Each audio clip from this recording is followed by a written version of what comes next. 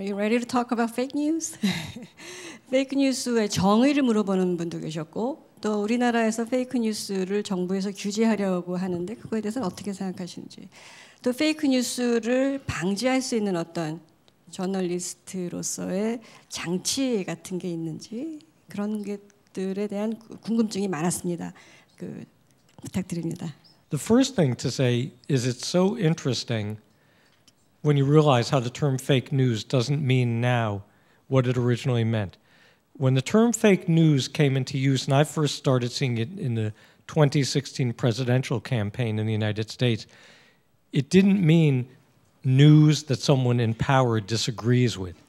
It actually meant fake news. It actually meant some of these fake articles that we in the United States now know were put out by the Russian intelligence services or by Russian bots by flooding Twitter accounts. It actually was fake news, something that looked like news but had never actually happened or hadn't happened that way.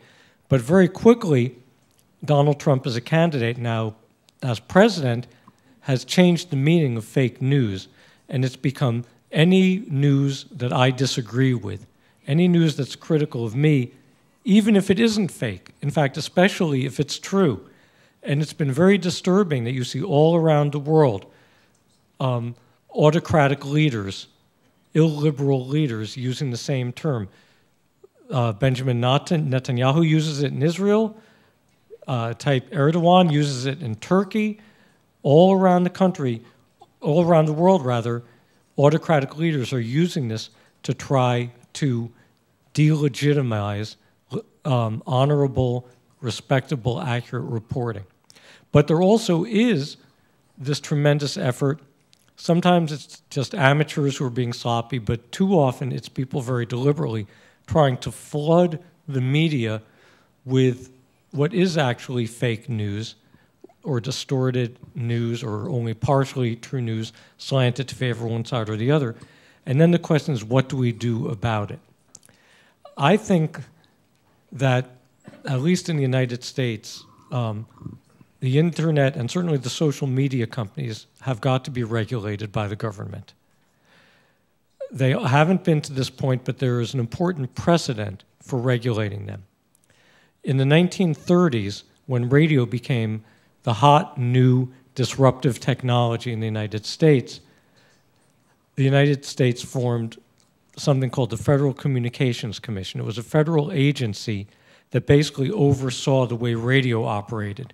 It later applied to TV as well, but TV didn't really become common until the late 1940s. And what the Federal Communications Commission did was twofold. Number one, it said, you need the air to broadcast your radio and later TV signals. No one can own the air. The federal government controls the air above the United States, and you need our permission to use our public air to broadcast your signal. So we're not going to make you pay money for it, but we're going to make you promise that you will not use your radio stations for ideological indoctrination or for partisan politicking. And there was a rule called the Fairness Doctrine that enforced it. Now, for a variety of reasons, unfortunately, the Fairness Doctrine was struck down, was invalidated in the 1980s. But the idea that the federal government has a right to demand some level of honesty and integrity out of mass media companies is a valuable precedent for what we can do now with Facebook and Twitter and Instagram and others. It will not be a perfect solution, but it will be better than just depending on the private sector to police itself. That's where we've been left. We hope, that Mark Zuckerberg at Facebook and Jack Dorsey at Twitter will choose to police themselves and to try to find the actual fake news that comes through their platforms. But whether they do or don't, it's solely up to them.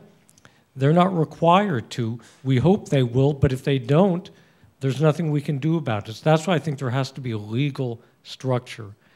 And I think that will not stop all of the fake news, but it can only get us to a better place than where we are now.